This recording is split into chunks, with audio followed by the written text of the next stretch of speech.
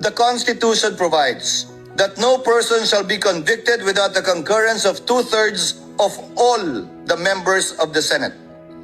With 24 members of the Senate, a literal interpretation of this means that conviction requires the affirmative vote of at least 16 senator judges. Si Vice President Sara Duterte noong 2025, subalit ang nasabing articles of impeachment ay idineklara ng Korte Supremang null and void ab initio kung kaya't ito ay inarchive ng Senado. Siya ay muling na-impeach sa kasalukuyang taon at ngayon naharap sa paglilitis na ito. Ipinakikita lamang na maikling tala nito na ang impeachment ay hindi isang pangkaraniwang kaganapan. Turing nga ng Korte Suprema, quote, "It is the most difficult and cumbersome mode of removing a public officer from office." Subalit, ang paglilitis na ito ay hindi lamang hindi pangkaraniwan. Ito ay tunay na bukod tangi. Bakit? Una, si Vice Presidente Sara Duterte ang kauna-unahang opisyal na 2 beses na na-impeach ng mababang kapulungan. Pangalawa, siya ang kauna-unahang Vice Presidente na haharap sa paglilitis ng isang impeachment court at pangalawang opisyal lamang na halal ng sambayanan na sasailalim sa prosesong ito. Pangatlo, siya ay hinahalal ng may pinakamalaking mandatong pinagkaloob ng sambayan ng Pilipino sa sinumang kandidato sa ating kasaysayan. Mahigit 32 milyon o 61% ng kabuuang boto para sa ikalawang Pangulo. Pang-apat, ang articles of impeachment laban sa kanya ay inendorso ng 277 na miyembro na kumakatawan sa ating mga mamamayan mula sa iba't ibang distrito at sektor at ng ating bansa. Nakatumbas ay mahigit 80% ng kabuuan ng Kamara de Representantes. Terminating an elected mandate before the end of its term is among the most drastic acts of prudence, tempered by caution, and marked with unquestionable impartiality. We must avoid even the appearance of impropriety and observe the cold neutrality of an impartial judge at all times.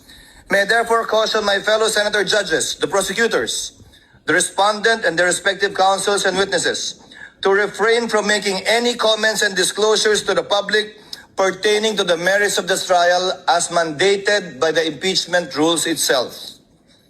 Let us heed the words of the Supreme Court that said, "Impeachment is not a chance to settle political scores. It is not a stage for political theater or personal attacks, because when the focus shifts to the person rather than the alleged wrongdoing, the process loses its integrity." As presiding officer, I shall do my part to uphold the fairness and integrity of this process and shall see it through to its proper conclusion. At this point, I would like to thank my colleagues for their trust and confidence. I did not seek nor did I ask for this responsibility, but neither will I shirk from fulfilling this duty without fear or favor. This now brings me to the threshold questions that will guide the conduct of this trial and the rulings of the chair. First, what is the number of votes needed to convict the respondent? Second, what is the quantum of proof required to sustain a judgment of conviction or acquittal in these proceedings? Third, how strictly or liberally will this court apply the rules in resolving questions of procedure and evidence? On the first issue, the Constitution provides that no person shall be convicted without the concurrence of 2/3 of all the members of the Senate. With 24 members of the Senate, a literal interpretation of this means that conviction requires the affirmative vote of at least 16 senator judges. Wow. This literal interpretation finds direct support in the 2000 case of Bayan versus Zamora, which concerned the Senate's compliance with the 2/3 vote required to concur in a treaty. Despite having only 23 incumbent senators at that time, then Senator Gloria Macapagal Arroyo was elected as Vice President. Therefore, there were only 23 senators.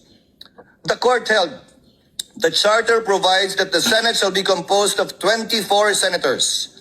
Without a tinge of doubt, 2/3 of the figure, or not less than 16 members, is an unquestionable compliance with the requisite number of votes mentioned in Section 21 of Article 7.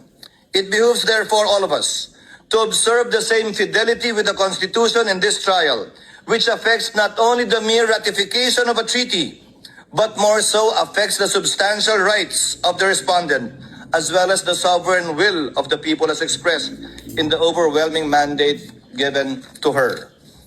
Okay.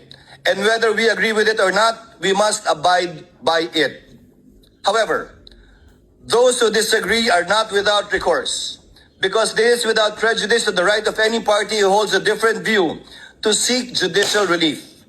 And should the Supreme Court, who possesses the sole authority to interpret the Constitution by virtue of its power of judicial review, render a different ruling on this question other than what the chair has stated, this court and this representation shall faithfully abide by that ruling of the Supreme Court.